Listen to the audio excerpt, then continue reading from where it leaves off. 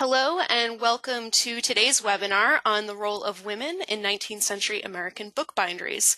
My name is Ginevra Morse. I'm the Director of Education and Online Programs at American Ancestors and New England Historic Genealogical Society. I will be your moderator today.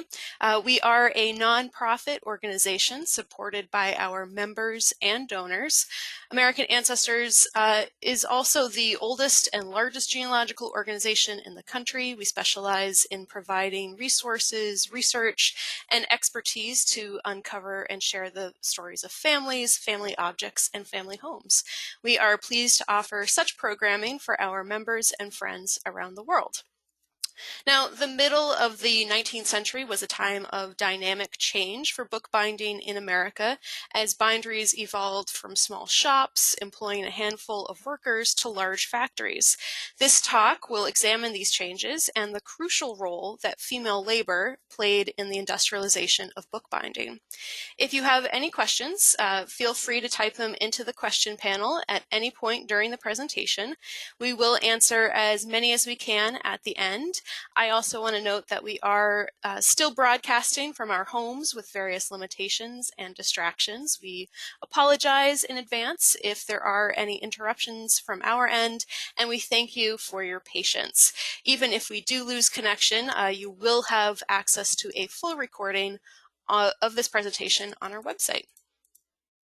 So with that, I'm happy to introduce our speakers today, Todd Pattison and Dr. Elizabeth DeWolfe. Todd Pattison is the conservator here at American Ancestors. He first became fascinated with bookbinding as a Boy Scout while completing his bookbinding merit badge. He has an undergraduate degree in art history from Nazareth College and an MLS from the University of Alabama. Todd is an active member of the New England chapter of the Guild of Bookworkers and is a fellow in the American Institute for Conservation. Dr. Elizabeth DeWolfe is a professor of history and the co-founder of the Women's Studies program at the University of New England in Biddeford, Maine.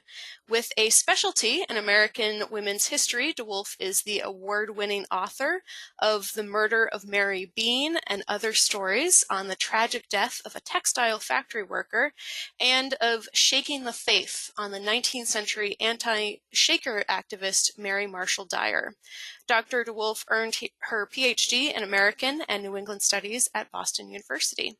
So we'll hear first from Todd and then from Beth. So please join me in welcoming Todd Pattison. The closing scene of the 2019 movie adaptation of Little Women, directed by Greta Gerwig and starring Saoirse Ronan, depicts Louisa May Alcott, the author of the text, visiting the shop where the book is being bound. It is a very powerful scene. The male bookbinder quietly folds the signatures, sews them together, and then makes and decorates the cover, bringing Alcott's story into a physical form as she is given her very own copy.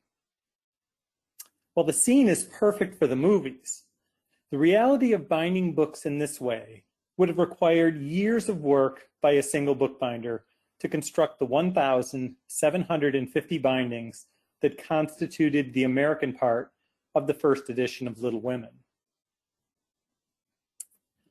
Roberts Brothers, the publishers of the book, started off as a bindery in 1857. They only began publishing books in the mid-1860s, a few years before Little Women came out in 1868. There were three brothers who founded the firm, Austin, John, and Lewis. Lewis Roberts had worked as a bookbinder before, being listed in the 1853 Boston Directory. Their bookbinding business must have been successful, allowing them to expand into the more capital-intensive publishing industry within a decade. Now, despite the impression the movie gives of a solitary bookbinder performing all the tasks required to bind a single volume, by the 1860s, book production was highly industrialized and had been for decades. In most of the larger binderies in America, a system of assembly line production was in place. Workers would have performed a relatively small number of procedures on a very large number of books, passing them along to another worker to perform the next step. 19th century binderies were also incredibly productive. This newspaper account from 1835 discusses a bindery in Boston that was capable of turning out more than 5,000 bindings in a week. The newspaper article stated that about 40 people in the bindery were completing anywhere from 1,000 to 1,300 bindings in a single day. This large output was not brought about by the introduction of vast amounts of machinery, but from an increase in workers, especially female workers. While the gender of the employees in the bindery is not discussed in this account, there would have been a number of women working on those books, performing certain parts of the binding process on every single volume produced. This is the earliest illustration of a bookbinding establishment pictured in an American book, printed 60 years before Little Women was published. It shows a man and a woman working together in a bindery. The man is performing a task called plowing, where the rough edges of the text block are cut off, creating a smooth surface, while the woman is sewing a text block, getting the volume ready for the male bookbinder to work on the next steps. They appear to be represented as equals. There's no emphasis placed on either one that would make that person the focus of the illustration. As the title clearly demonstrates, the jack of all trades for the use of good little boys was intended to show careers for men. This illustration is the only one in the book that shows a female working at an occupation. That the woman is so obviously performing a significant function in the production of the trade shows the importance of female labor in the American bookbinding industry, even at the beginning of the 19th century. By 1850, women were front and center in larger binderies in the United States, as can be seen in this interior view of the James B. Smith and Company blank bookbindery from about the middle of the century. Counting the workers shown in this view, there are equal numbers of women and men. The female bookbinders stretch along the center tables all the way back to the far windows. There are also vignettes of different bookbinding processes surrounding this view. At the top of the image, we can see women performing two tasks in this bindery: folding on the right-hand side and sewing on the left. As in the image we just looked at from 1808, their placement at the top, surrounding the volumes produced by this manufacturer, highlights the importance of their labor. Folding and sewing, along with gathering, were the three major tasks that women performed in binderies throughout the 19th century. It was work that was physically and culturally deemed suitable for female laborers, and tasks that they had likely undertaken in previous centuries, helping their husbands, fathers, or other relatives in smaller home-based binderies. It was in the 19th century that the location of this work changed, as women began to work outside the home in larger factories. Folding the large printed sheets into signatures, an important first step in bookbinding, could be learned in a matter of minutes, required little strength, and could be performed while sitting down. Depending upon the layout of the printed pages and the size of the finished book, the signatures needed to be folded anywhere from 1 to 5 times, with the most common printed sheets having 16 pages and needing 3 folds. Now, the stacks that they are folding have identical printed pages. The sheets have not yet been organized into a completed text. This is the next step women performed in binderies during the 19th century: organizing the folded signatures so that each book would have all of the printed pages. This process of gathering, or taking one printed signature from each of the folded stacks, could also be learned quickly and did not require physical strength or specialized skills. Only the ability to grab a signature from each pile and place them in the correct order to make up the text. Sewing the signatures together to create the text block was ideally suited to female labor. Sewing was seen as women's work, so it was natural that women would perform this function in binderies. Multiple books would be sewn on large frames. When the stack became too high to comfortably work on, they would slide the entire group of sewn texts up the sewing supports, out of their way, and continue sewing below. Once the entire frame was full, the text would be separated and cut out of the frame. While this step presented a more complicated process than folding or gathering, most women would have been familiar with needles, thread, and basic sewing skills. In addition, women would have had experience performing numerous other household tasks that demanded hand-eye coordination, fine motor skills, attention to detail, and following a step-by-step process.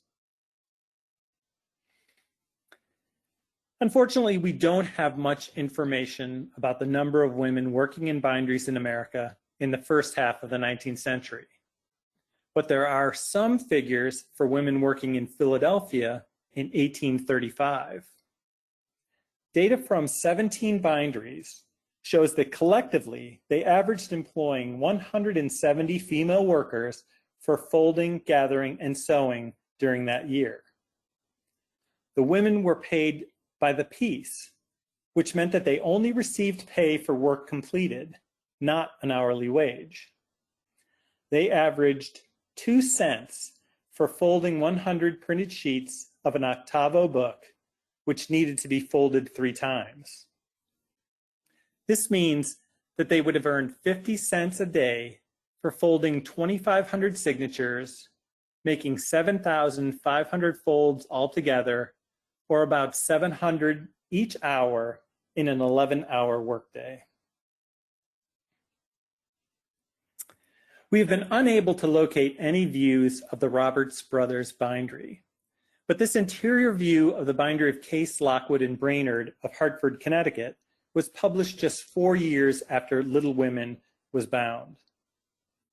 The room is filled with women working at folding on the right by the windows, gathering at the tables on the left, and sewing in the center of the image at the back of the room. The fact that there are no men shown is not that unusual. Binderies often had a gendered division of labor, with men working in certain rooms and women working in others. An article on the Philadelphia bindery of J.B. Lippincott in 1869 noted that, quote, "On the 4th floor, we found that men's muscles are required instead of the softer hands of girls, which ply in the upper story," end quote. This mention of the softer hands of girls is an acknowledgement that this was handwork. None of the women shown are using machines in this illustration. When Little Women was bound in 1868, there were a number of machines that were in use in many binderies. We see 4 of them here. The one on the far left pressed the printed sheets flat to remove any distortions from the printing process, while the one on the right stamped the book covers with gold or blind decoration. The 2 machines in the illustration at the top were used to cut materials for the construction of bindings. The one on the right could also cut the edges of text blocks smooth, replacing the press and plow that we saw a man using in the 1808 bindery image. These images were all included in the Harper Establishment, a children's book that tells the story of the newly rebuilt Harper and Brothers Printing and Binding Factory, a new building that replaced one destroyed by fire in December of 1853. You've probably noticed by now that the machines are all operated by men. The new Harper factory was the most modern in the world, but it didn't contain any bookbinding machines that aided or replaced female labor. Harper's did employ women, hundreds of them. There were 150 women in the factory folding printed sheets and then gathering them together into texts, and another 100 women sewing those texts together. A cross-section of the new building shows 2 floors reserved almost exclusively for women, with sewing on the upper floor in this image and folding and gathering on the floor below. We don't have exact figures for the number of males working in this bindery, but women outnumbered men in many of the large American binderies at this time. This was a direct result of having machinery for so-called male work. Machines replaced some of those male employees. The first machine to supplement female labor was the folding machine, patented in 1856 and shown here in an illustration from 1865. Since it was a machine for a female bindery task, it was run by a woman. She moved a printed sheet over from the stack on the right, aligning small holes punched in the sheet during the printing process with 2 pins that were slightly raised from the tabletop of the folder. The pins held the sheet in the correct placement for the knife, a metal bar that passed down through the paper, pushing it into a slot in the tabletop where it was bent in half and then grabbed by rollers that completed the first fold. From there, the article goes on to explain, quote, a second and third knife and pairs of rollers, hidden under the cover of the machine, make the second and third folds in the same manner, and the triply folded sheet is dropped down into a receptacle at the bottom of the machine, end quote. The article accompanying the illustration claimed that until quite recently, folding was performed solely by manual labor. With such a modern factory, a tremendous workload, and a record of quickly adopting machinery that aided male tasks, it seems strange that Harper's didn't add folding machines until almost a decade after the first ones were patented. In fact, Harper's was probably one of the first binderies to add folding machines. Most waited much longer. The bindery at the government printing office was the largest bindery in the United States in the second half of the 19th century, with an output more than double the next largest American bindery at the time. The production from this facility was enormous. A typical edition of the agricultural report in the late 1870s would have been made up of 11,400,000 printed sheets requiring, quote, about 3,800 days work of a single folder to put it in shape for gathering, end quote. Yet the government printing office didn't add folding machines until 1879, more than 20 years after they were first developed and fully 15 years after Harper's added these machines to their bindery. The expense of purchasing machines, the numbers required to equal the production of folding by hand, and the fact that different machines were required to fold books of different sizes were some of the reasons for the delay. An octavo book, about the size of a typical contemporary hardcover novel, would have needed to be folded 3 times, while other books would have required a different number of folds. And unlike female hand folders, which could easily adjust to folding different size sheets various numbers of times, a bindery would have had to add other machines to make sure they could fold the type of printed work that publishers were asking them to bind. But the single biggest factor delaying the adoption of folding machines would have been the low wages paid to women bookbinders, as pointed out by Frank Comparato in Books for the Millions. The economics of labor, however, could at first barely support such novelties even if workable. Early $600 to $1,000 machines could fold 1,500 octavo sheets per hour. Yet an experienced hand folder doing only 500, but without high initial cost, setup, or repairs, would be competitive for a long time to come, end quote. There was one more related factor. The female folders working by hand at the government printing office were still paid for by the piece. As in Philadelphia almost 50 years previously, they were not paid an hourly wage. Instead, the female folder recorded her tally each day in a day book. By 8 a.m. the next morning, a master list was posted in conspicuous places, providing the folders with the opportunity to make corrections if they felt the number was wrong. At the end of the month, a folder's pieces were totaled, recorded in a regular time book, and the number was sent to the paymaster to pay them for work completed. This was the most important factor in the role of female labor in machines in American binderies. The piecework system allowed for complete cost control when it came to folding by hand. A manager could simply multiply the number of volumes by the number of signatures and figure the cost for folding the entire job.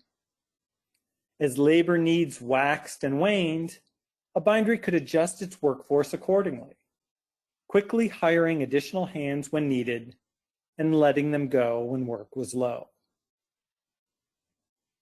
And make no mistake, women were paid significantly less than men. An article in 1845 on labor in New York reported that between 2,500 and 3,000 women worked in respectable binderies in the city. They worked 11-hour days, and most earned only $1.50 to $2 a week, though the most experienced women could earn up to $6 a week, which was considered rare. This was definitely not a living wage, nor did there seem to be much interest in paying women living wages. A writer in the New York Evening Post in 1829 summed up the argument against higher female pay in American binderies this way, quote, "The burden of supporting the family ought to rest on the husband, and where the price of female work is so high as to relieve the husband from the pressure of necessity, laboring men, or those who ought to be such, are very apt to become idle and worthless," end quote. Wages for female bindery workers were still extremely low in the 1860s when Little Women was bound. The 1860 non-population census, or census of manufacturers, showed that Benjamin Bradley, who ran a bindery in Boston, had 3 times the number of female employees as males, but collectively the women barely made more than the men did. Bradley paid male employees an average of $40 per month, while female workers were paid only $14 per month. This actually represented a widening of the pay gap in Bradley's bindery over the previous decade. In 1850, men averaged $36 a month, while women averaged $17, $3 a month more than they would earn 10 years later. This created a clear incentive to replace the higher cost male labor with machinery, with almost no incentive to do the same for female labor. The invention and later introduction of a machine for sewing books with thread followed the same pattern as that of the folding machine. David Smith patented his first sewing machine for book signatures in 1868, but the machine was quite complicated, often needing extensive repairs or replacement of the long, straight sewing needles that were susceptible to breaking. It also required a woman to run it, who was just as likely to produce more sewing by hand than using the unreliable machine. Machine sewing didn't become common in binderies until the mid-1880s, after Smith developed a more reliable machine with curved needles. Even with the addition of machines for folding and sewing, binderies continued to employ large numbers of women to run those machines. And with or without a machine, working in a 19th century bookbindery was not especially pleasant. Now I'd like to turn this over to Dr. Elizabeth DeWolfe. Thank you, Todd. Women worked hard. Carr noted in 1881 that the folding of sheets, maps, or illustrations, the pasting, gathering, collating, etc., are all separate and distinct operations requiring special care and patience, and in some cases, a great deal of severe labor, end quote.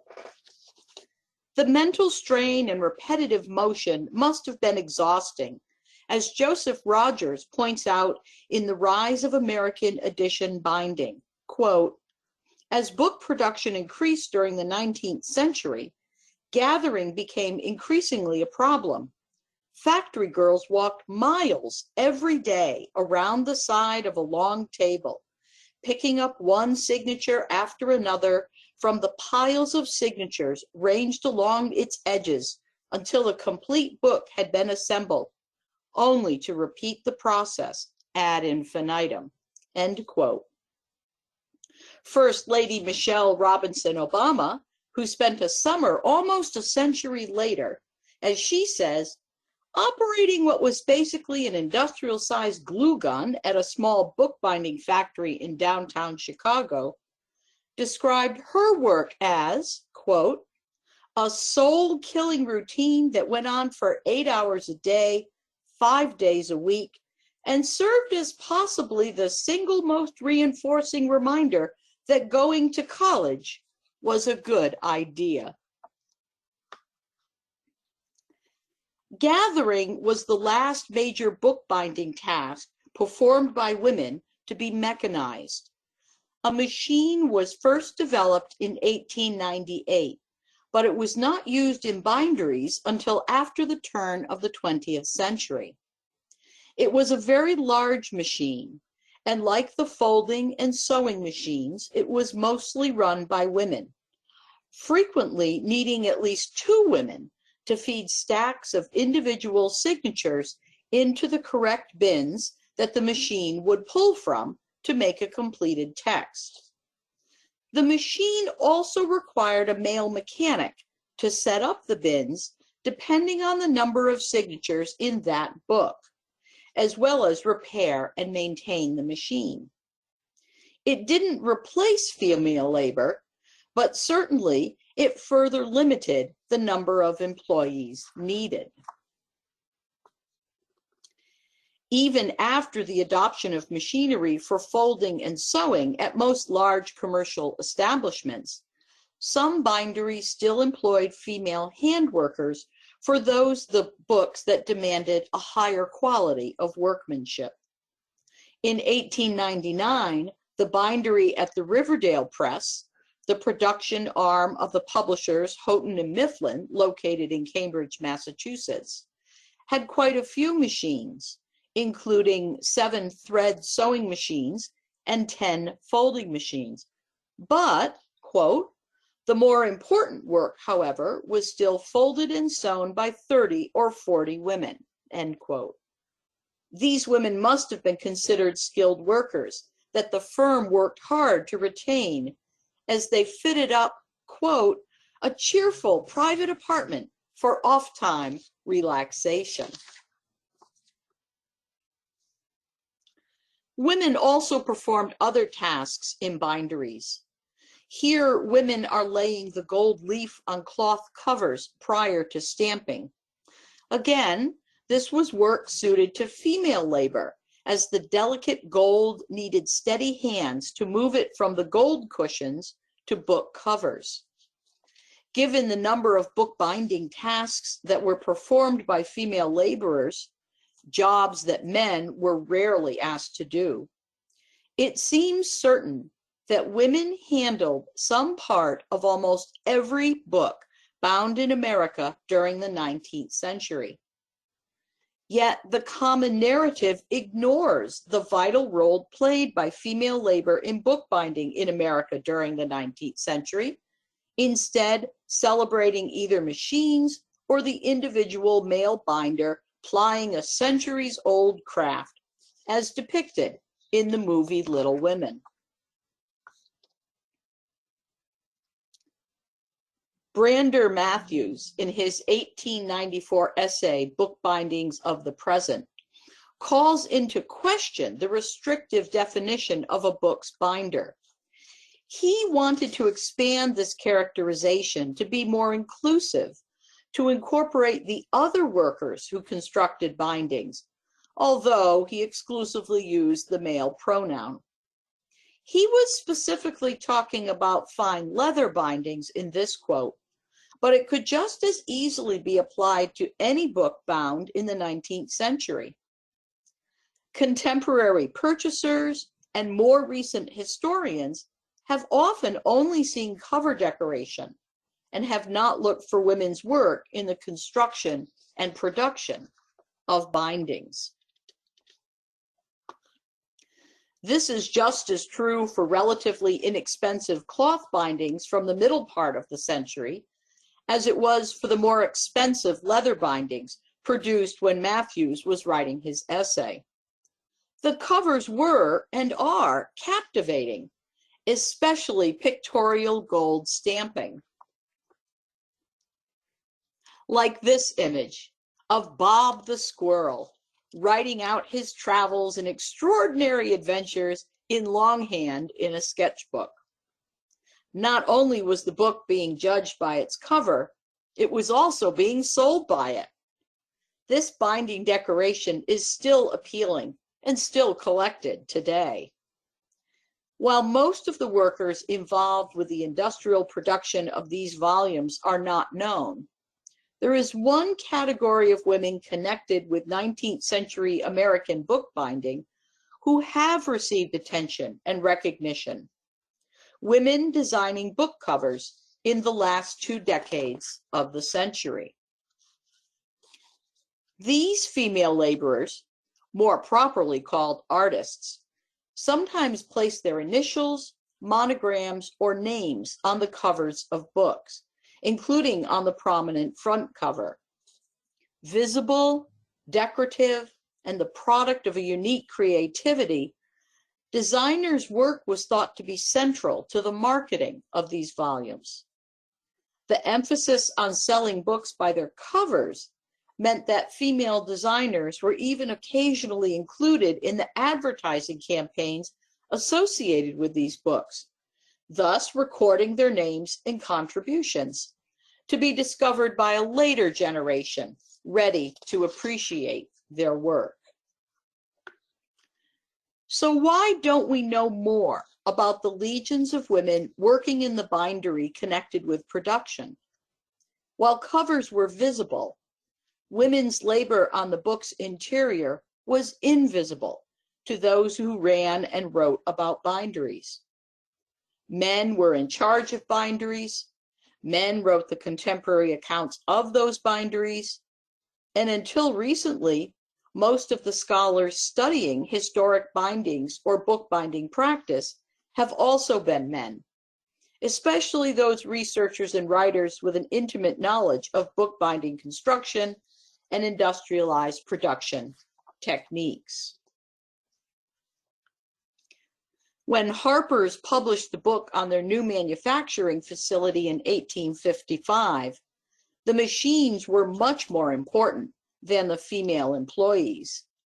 In this celebratory publication, 4 pages were devoted to the construction and workings of the stamping presses in Harper's new building, while women's labor rated only part of one passive voice sentence that obscures the agents of this action. It wrote, When the sheets are folded, they are gathered.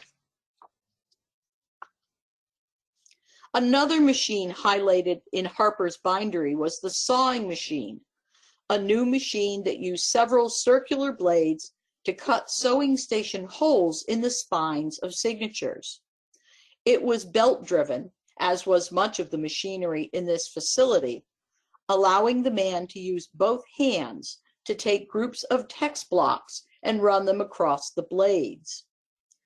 While a single man was able to operate this machine and possibly keep up with the production of this task in the bindery, more than a dozen women are pictured in the background of the illustration, folding the printed sheets into signatures that fed the sawing machine. Given their placement in the background, they are minimized, obscured. Even the man is not the true focal point of the image. The visitors to the bindery are looking at the machine, and the large pulleys and belts at the top of the image remind us of the tremendous steam power connected to that machine. In his influential work, A History of English Craft Bookbinding Technique, Bernard Middleton discusses several important bookbinding machines that were developed and used in the 19th century, including the rolling press, the stamping machine, the guillotine, the board cutting machine, and the hand backing machine. All replaced male labor, while not one machine that replaced female labor is mentioned. When you consider that folding, gathering, and sewing were such essential steps in bookbinding, and in the case of sewing, possibly the most time-consuming, it seems that overlooking the machines that replaced that female labor is based more on gender rather than on the importance of that machinery to the bookbinding process. Middleton learned the craft of bookbinding in a large establishment at a time when tasks performed in the bindery were still segregated by gender. Surely he understood the critical role played by female labor, but he didn't directly address that labor or the machines that replaced it. The tools to recover the stories of the women who worked in binderies in the 19th century are available to us. The history of the Government Printing Office and the Biennial Official Register of the United States lists all the employees, men and women, who worked in the Government Printing Office bindery at that time. Hundreds of women are included in these publications. 354 women in 1881 in the folding room alone, presenting myriad opportunities to explore the lives of actual women who helped industrialize bookbinding in America in the 19th century. The commonplace of women's factory work, what became in the 19th century ordinary, rendered many women laborers invisible in the subsequent century. Their product, folded, gathered, sewn, was meant to be uniform, and similarly, their lives were assumed to be the same. Looking beyond a top-down approach to industrial history, looking beyond a history built solely around machines, looking beyond the men who led to those who followed, opens a window into everyday lives. Discovering the individual stories of female bookbinders gives us a starting point to turn uniformity into a more rich and nuanced understanding of women's lives, labor, and contributions to 19th century bookbinding. While the labor of these sewers, folders, and feeders was essentially uniform, their life stories certainly were not. Often viewed collectively as young girls who engaged in factory work only until marriage and childbearing, individually, these laborers tell a different story. For instance, Isabel McGuire, an Irish immigrant who at age 44 was renting a room at the time of the 1880 census. Her labor as a book folder would have given her money for living expenses, allowed her to make a productive contribution to society, and to pursue the American dream. Or Caroline, Mary, Ida, and Jessie Winnie, all living with their widowed mother in Albany, New York, and working in the bookbinding trade.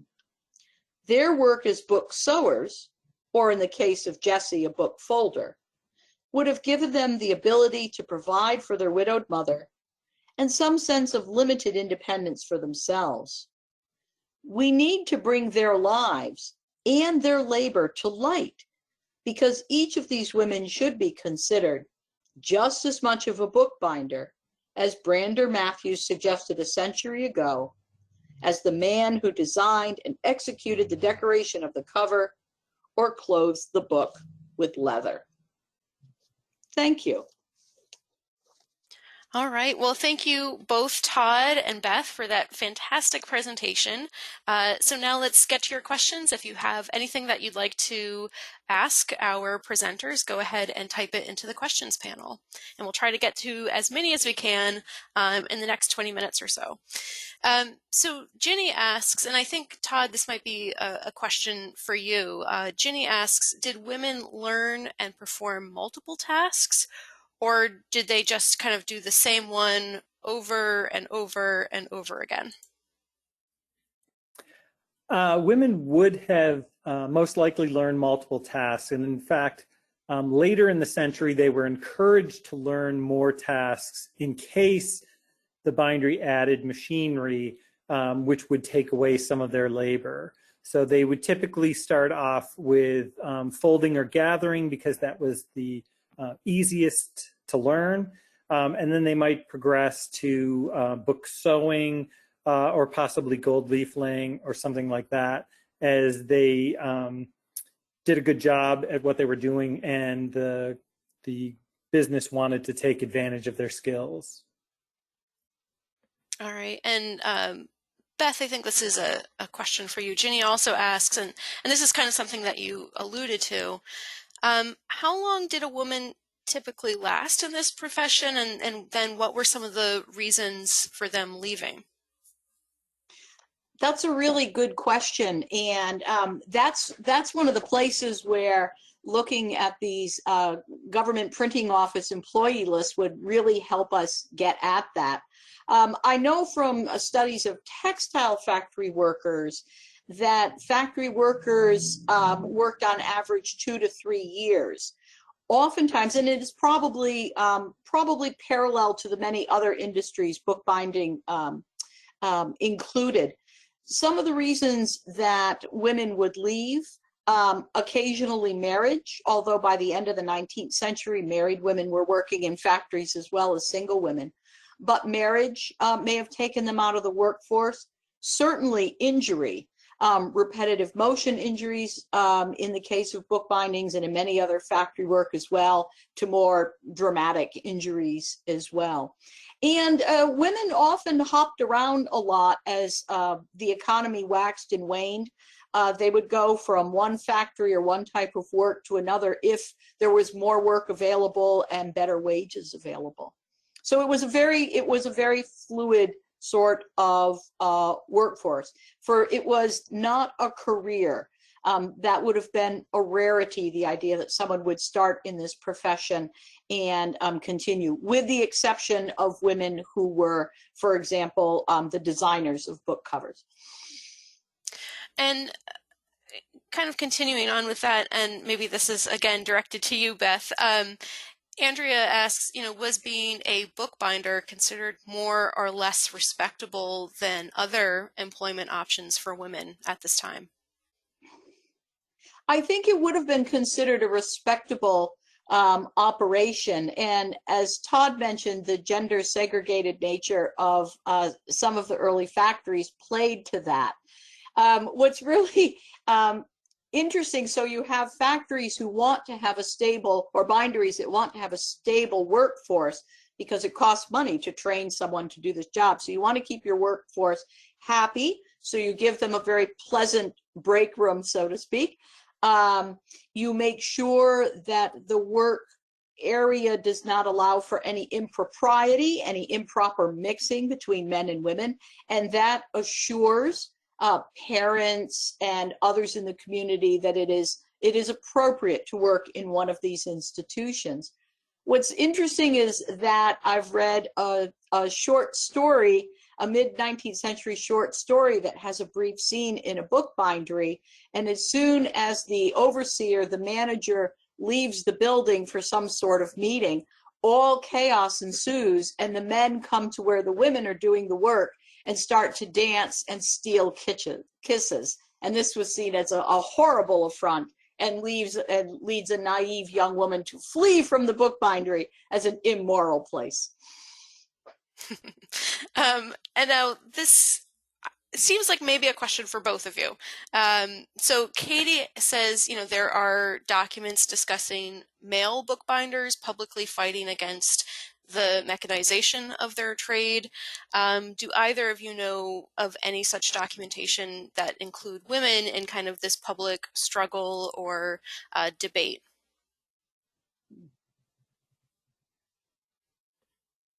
Women certainly organized for better working conditions, but I don't know of any specific organization that they did or protest or anything like that against machines. They definitely, in some cases, did not like using the machines, being an operator at the machine, because they were dangerous. For instance, the folding machine that had that bar that came down that they called the knife, the rate at which the operator would have to work on that machine could lead, and in some cases did lead, to women getting their hands damaged and having to go to the hospital. So I don't know of any specific ones against the machines, but I know they did organize for better working conditions and better working hours, as well as pay. And they were able to join the male unions in the late 19th century, early 20th century.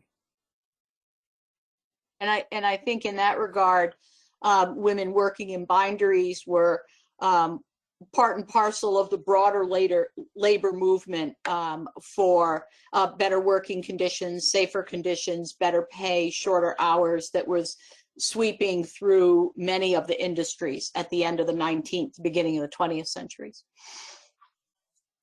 Thank you. And another question for you, Todd. So Linda asks, what American city had the most bookbinderies during this period? Well, the three that had the most would be New York, Boston, and Philadelphia, and that's because that's where the printing establishments were. So in Boston, the largest bindery up until the 1860s was Benjamin Bradley's bindery. It was the largest bindery in New England at one point.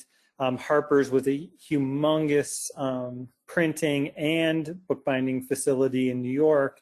And then there were several large binderies, some connected with printers and some not, down in Philadelphia.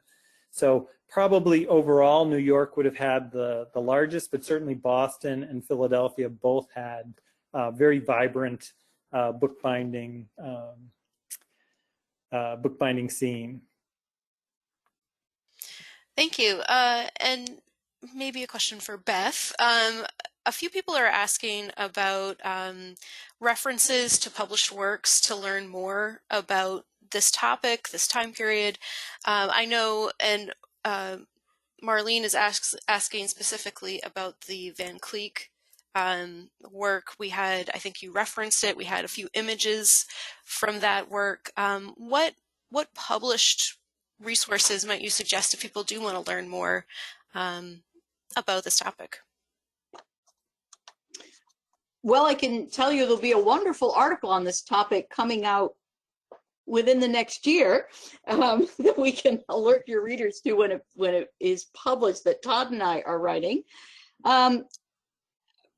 We can find the reference to the Van Cleek piece and certainly share that. I would also suggest, if you're interested in the period in itself and what working life was like, you might look at a work called Cheap Amusements, which is about working class leisure. And it talks about young women who worked in a variety of factory industries in New York City, and does mention bookbinding very briefly as well, and looks at what young women and young men did with their money and their free time. So that's Cheap Amusements. What else? The Van Cleek book by Mary Van Cleek is called Women in the Bookbinding Trade. It was published in 1913. And if I'm remembering correctly, Todd, we saw that scanned and online. Yes, I believe there's a digital version of it. And I think there's a full citation for most of the things that we referenced in the recorded images from the PowerPoint. Great, thank you both. And that is, if you do create any kind of resource list, or maybe once that article that you referenced is published, we can also attach that next to the recording on our website. So, but certainly, as Todd mentioned, many of the images do have full citations, and you'll be able to capture that fully if you watch the recording later as well. Let's see, a few more questions. So a question about literacy. Kelly asks, would all employees need to prove literacy before being hired? Beth, I'll send that one to you. For many of the tasks, literacy wasn't necessary. And so in the 19th century, especially in cities like Boston and New York and Philadelphia as well, work in factories was an ideal job. If you didn't necessarily need to know how to read, to sew or to fold, then you could take a job there. For native-born white Americans, by mid-19th century, literacy was getting close to universal, even for women. A very modest literacy, but literacy nonetheless. So it wasn't, depending on the task, it wasn't necessary. Ironic, you're working in a bindery, but you didn't necessarily have to be literate. And Beth, another question for you. Teresa asks, were the women given managerial positions? Were there female owners of bookbinderies or the business? I have seen references to managerial positions of women, and I believe I was reading about the government printing office at the time.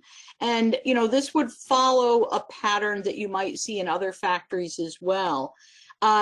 Still, most of the big decision making and, kind of monetary decisions, economic decisions, rules and regulations, that would all come from a male manager. And I'll toss the question to Todd for female-owned binderies. There was certainly one female-owned bindery in England in the middle of the 19th century, the Watkins bindery. She took that bindery over from her father. I believe it was based in London. There aren't any real American binderies in the 19th century that I know about that were female-owned. There was a printer who also worked as a binder in Philadelphia very early in the 19th century, who took over her father's business, both his printing and bookbinding business. When he passed away, Jane Aitken was the name, A-I-T-K-E-N, quite well known, although her father left her saddled with a lot of debts, and she ended up losing the business because of that. And there was one woman in Lowell who inherited I believe her husband's bookbinding machinery business. It was a specific bookbinding machine that they developed, and she ran that after her husband died. And so that was usually the case. If there were any, it was because the widow or in some cases, the daughter inherited a business. So when Benjamin Bradley dies in the early 1860s, his wife, she inherits the business. She runs it as a cooperative partnership with another person who really understands the business for 5 years. And at the end of that 5 years, he buys her out. So she was never really involved in the day-to-day operation of the business. Thank you. We have a few questions about what types of records exist for these businesses, and if you're likely to find lists of employees for a number of these bookbinderies, where would you find them? What kind of exists? Again, maybe I'll start with Beth, and if you want to pass it over to Todd at some point, just go ahead and do so. The government printing office would have some of the best records because the federal government published basically employment directories for every single person who worked in the federal government, from the lowliest laborer right on up to the president. And those records can be phenomenal. It would also be interesting to know what might be at the National Archives. That would be a place to start. And I'm kind of thinking off the top of my head here, but that would be a place where I would start to see what sorts of records survive, at least for government printing office and government binderies. In other research I've done, I've found just phenomenal material tucked away in files. So that would be a great place to look. I think for individual binderies or smaller binderies, it's going to be hit or miss depending on what happened to institutional records, and as always, the danger of fire that took down, so many buildings and with it the records. So Todd, maybe you can add in what you've seen. There are very few records like that, lists of employees, records of businesses. I do think fire played a part in that. Businesses frequently moved. So the bindery that Benjamin Bradley started in 1832 ends up moving to New York at the very end of the century. The person who took it over from his widow moved it to New York. And I'm sure when they moved to New York, they just purged a lot of stuff that they didn't want to take with them. So there are a few things here and there in some research institutions, but it's very, very sparse. Although I keep hoping more will turn up any day now and give us greater insight into not just the employees themselves and who they are, so that we can start to track them, but also, how these businesses were really working. What was their economic model? What were they making money off of? What was that profit margin? A bunch of things like that. There are some things that are out there, but boy, we could use a lot more of them. Great. Well, thank you both for your answer to that question. And then maybe just a few more questions before we say goodbye for the day. A few people are asking about race, and of course we talked about the role of women. Would bookbinderies during this period hire people of color? Would there be Black women employed in these roles? So Beth, again, I'll turn that over to you. That is a fabulous question, and it's a question for our times. I don't know. I don't know. My guess is that there would be a segregated workforce at play, especially in the post-Civil War period. That's one of those things where census records, if employees are enumerated, or tracing employees from the government's employee list, then matching them or trying to match them with census records to get at race would be a phenomenal project. So my answer there is I really don't know, and I wish I did. So there's a project right there. So thank you for that. All right. Let's see. I know that there are a few other questions that we didn't get to. Unfortunately, we are out of time. I want to give a very, very special thank you to Dr. DeWolfe and Todd Pattison for their fantastic presentation today and for spending their afternoon with us online during this beautiful day here in New England. So thank you both so much for that fantastic presentation. As I mentioned at the start, this session has been recorded and you'll be able to access it both on our website as well as our YouTube channel for free. Feel free to share it with students or family members or friends that you think might be interested in this topic as well. If you do have additional questions, especially about your family history, you can certainly schedule a consultation or hire our research services. You can also reach us at library@nehgs.org if you do have additional questions. So we want to thank you again for joining us today. As you leave the event, you'll have the opportunity to fill out a survey and give us your feedback. And as we continue to expand our webinars and online offerings, any and all feedback is extremely helpful and appreciated. This webinar is free, and it was made possible by the generous support of members and friends around the world. Please consider making a gift to American Ancestors to keep these programs free and to create more free programs for you and audiences around the world. If you'd like to access more how-to resources or learn about upcoming online educational programs, please visit our online learning center at americanancestors.org/education. Stay safe, stay healthy, and I hope to see you at our online programs in the future. Goodbye for now.